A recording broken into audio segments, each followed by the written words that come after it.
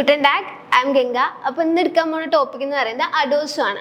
അഡോസം എന്ന് പറയുന്നത് ഒരു നെയിം ആൻഡ് ഓർഡിനറി കൺജങ്ഷൻ ആണ്. അതായത് കോർഡിനേറ്റിംഗ് കൺജങ്ഷൻസ്.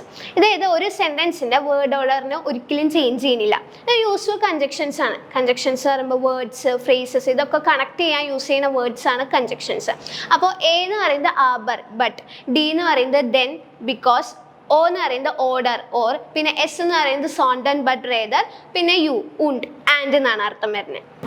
അപ്പോൾ ആബർ എന്ന് പറയുന്നത് ഒരു കോൺട്രാസ്റ്റിംഗ് സ്റ്റേറ്റ്മെന്റ് പറയാൻ വേണ്ടിയിട്ടാണ് നമ്മൾ യൂസ് ചെയ്യുന്നത്. കോൺട്രാസ്റ്റിംഗ് സ്റ്റേറ്റ്മെന്റ് എന്ന് പറയുമ്പോൾ നമ്മൾ ആദ്യം പറഞ്ഞ സെന്റൻസിന്റെ ഓപ്പോസിറ്റ് ആയിരിക്കും രണ്ടാമെന്ന് പറയേണ്ടാവുക. ഒരു എക്സാമ്പിൾ പറയാൻ വിചാരിച്ചാൽ ഇഹ് മാഗ് സൊമ്മർ ആബർ ഹാസെ ദി ഹിറ്റ്സെ, അതായത് എനിക്ക് സമ്മർ ഇഷ്ടമാണ് പക്ഷെ എനിക്ക് ചൂട് ഇഷ്ടമല്ല.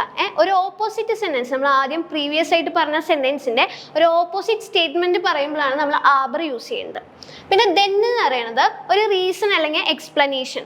ഒരു എക്സാമ്പിൾ പറയുകയാണ് ഈ ഗേയെ നാ ഹൗസേ ദെൻ എസ് വിൽ സ്പീറ്റ്, ഞാൻ വീട്ടിൽ പോവുകയാണ് കാരണം ഇറ്റ്സ് ഗെറ്റിംഗ് ലേറ്റ് എന്നുള്ള അർത്ഥമാണ് വരുന്നത്. കാരണം നമ്മളൊരു റീസൺ അല്ലെങ്കിൽ എക്സ്പ്ലനേഷൻ പറയാനാണ് ദെൻ യൂസ് ചെയ്യണത്. അപ്പോൾ അടുത്ത കണക്ടർ എന്ന് പറയുന്നത് ഓർഡർ. ഓർഡർ എന്ന് പറഞ്ഞാൽ ബട്ട്. ഇത് നമുക്കൊരു ഓപ്ഷൻസ് അല്ലെങ്കിൽ എന്തെങ്കിലും ചോയ്സസ് തരാൻ വേണ്ടിയിട്ടാണ് യൂസ് ചെയ്യുന്നത്. ഒരു എക്സാമ്പിൾ പറയുകയാണെങ്കിൽ മ്യോക്ടസ് ടു ടീ ഓർഡർ കാഫി. ഇവിടെ ടീ ഉണ്ട് കാഫി ഉണ്ട്, ഇത് രണ്ട് ചോയ്സ് ആണ്. അപ്പോൾ അതിനാണ് നമ്മൾ ഓർഡർ യൂസ് ചെയ്യുന്നത്. അടുത്തതെന്ന് പറയുന്നത് സോണ്ടൻ. സോണ്ടൻ എന്ന് പറഞ്ഞാൽ ബട്ട് റേദർ. നമ്മൾ പ്രീവിയസ്ലി നെഗേറ്റഡ് അല്ലെങ്കിൽ ഒരു ഇൻകറക്റ്റ് ആയ സ്റ്റേറ്റ്മെന്റിനെ കുറച്ചും കൂടി ക്ലാരിഫൈ ചെയ്യാനാണ് സോണ്ടൻ യൂസ് ചെയ്യുന്നത്. എക്സാമ്പിൾ പറയുകയാണെങ്കിൽ എർ ഇസ് നിഷ് മ്യൂഡേ സോണ്ടൻ ഗെലാങ് വൈറ്റ്. ഇതിന്റെ അർത്ഥം എന്ന് പറയുന്നത് he's not tired but bored. ഇങ്ങനെയാണ് ഇതിന്റെ അർത്ഥം വരുന്നത്. എന്ന് പറയുകയാണെങ്കിൽ എപ്പോഴും സോണ്ടേണിൽ ഒരു കൈൻ അല്ലെങ്കിൽ നിഷ് എപ്പോഴും ഒരു നെഗറ്റീവ് സെന്റൻസ് ആയിരിക്കും ആദ്യത്തെ സ്റ്റേറ്റ്മെന്റ്.